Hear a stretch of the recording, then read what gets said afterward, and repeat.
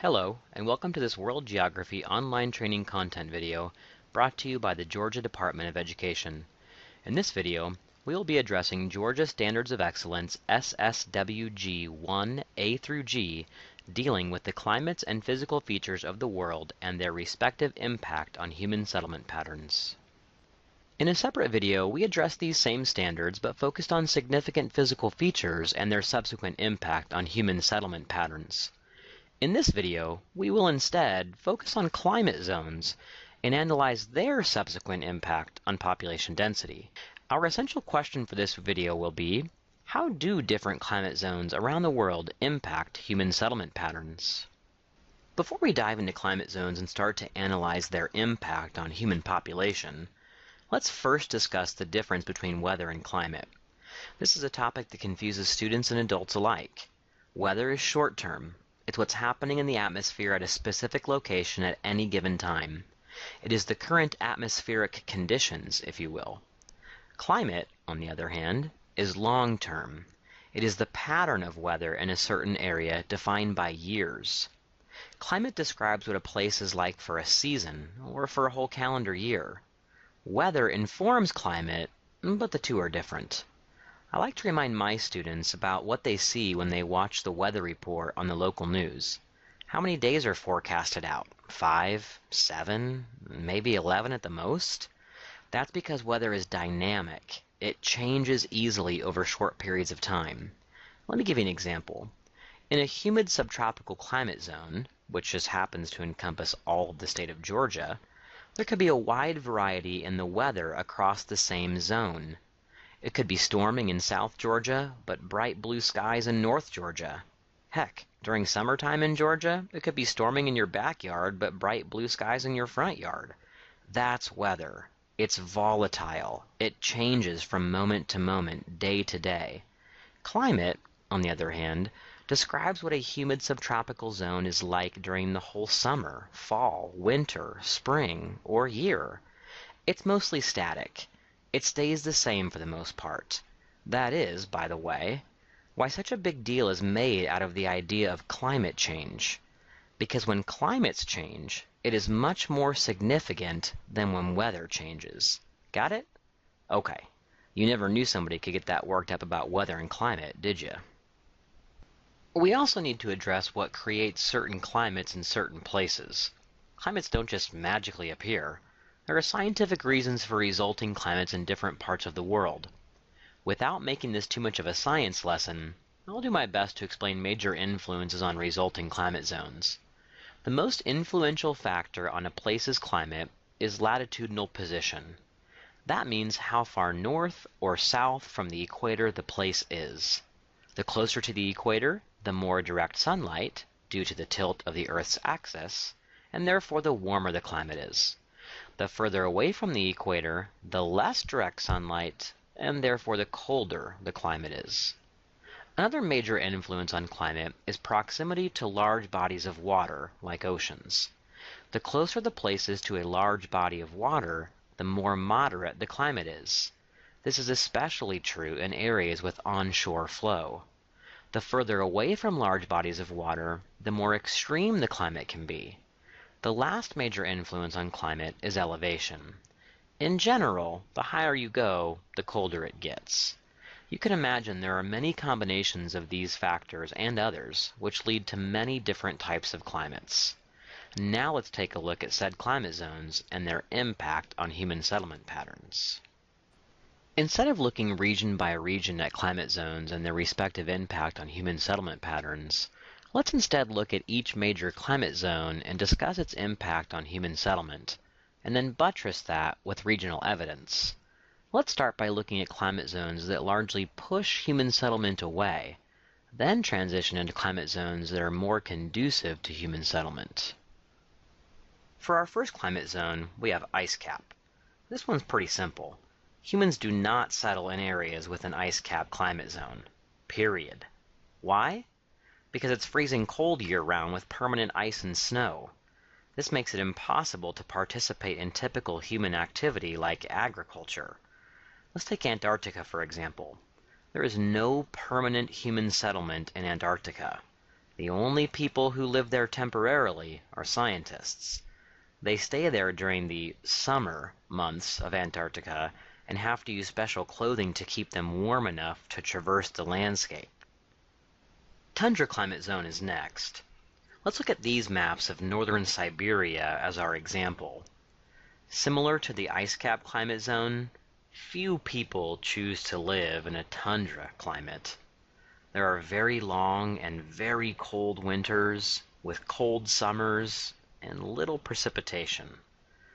Like the ice cap climate zone, the ground here is permafrost, which means it's permanently frozen, meaning it can't be used for agriculture either. Therefore, we see very few human settlements in tundra climate zones. Next, let's take a look at the subarctic climate zone and Canada as our example. Here there are cold, snowy winters and cool, rainy summers.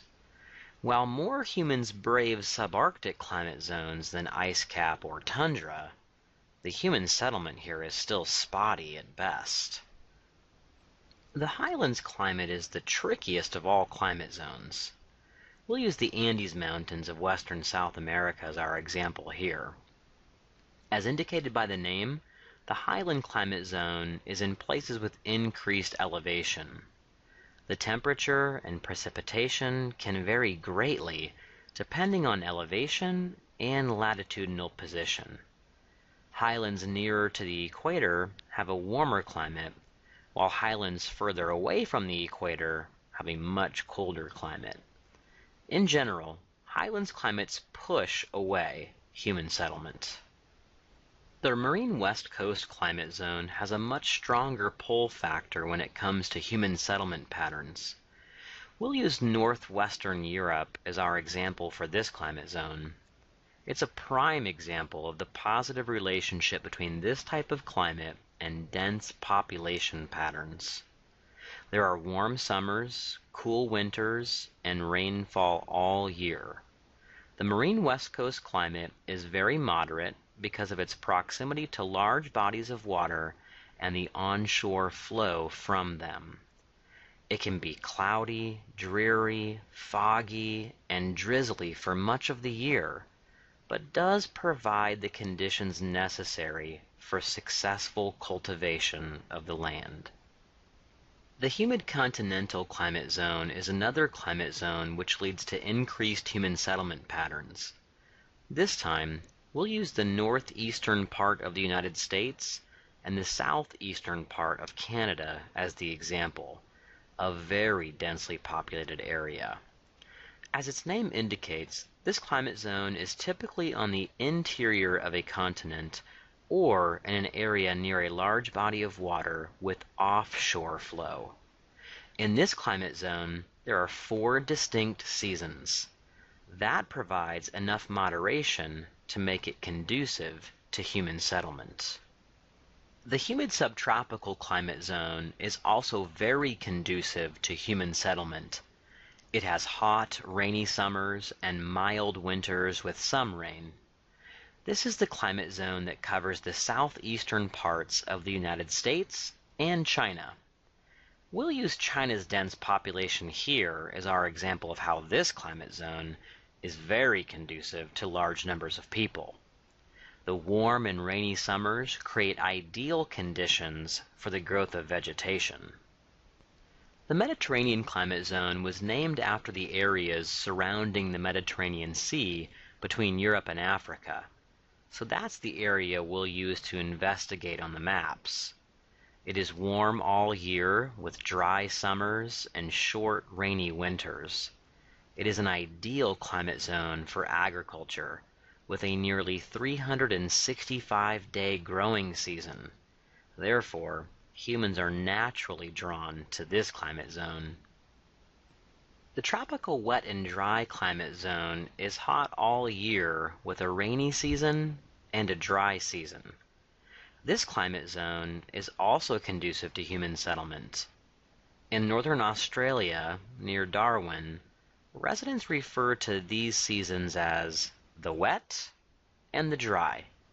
The temperature does not change much, but the precipitation changes substantially. During the wet months, vegetation grows, but then soon retracts during the dry season. Tropical wet climate zones are also very conducive to human settlement. Let's take a peek at Southeast Asia as our example here. Like the tropical wet and dry climate zone, it's hot year-round. However, this zone receives considerably more precipitation. We haven't discussed much the connection between certain types of climate zones and vegetation zones, but tropical wet climate zones almost always lead to a tropical rainforest. Some climate zones are also warm, but receive little precipitation. A semi-arid climate zone, like that of the Sahel in Africa, is a good example of this. Semi-arid climate zones typically receive more than 10 inches of rain per year, but not much more. Therefore, while this climate zone is not as desolate as our next climate zone, it approaches it. To be considered an arid climate, which typically leads to the physical feature of a desert, the area must receive less than 10 inches of precipitation per year. We can stick with a map of northern Africa to see how this climate zone pushes away human settlement at alarming rates. The Sahara Desert, the world's largest, has very low population density. Deserts have an obvious lack of water and therefore lead to almost complete desolation without the assistance of irrigation and climate control. Different climate zones clearly lead to different patterns of human settlement. I hope you were able to see that climate does have a significant impact on population densities around the world. The overall message here is that the more moderate the climate, the more likely humans are to inhabit. Thanks for watching.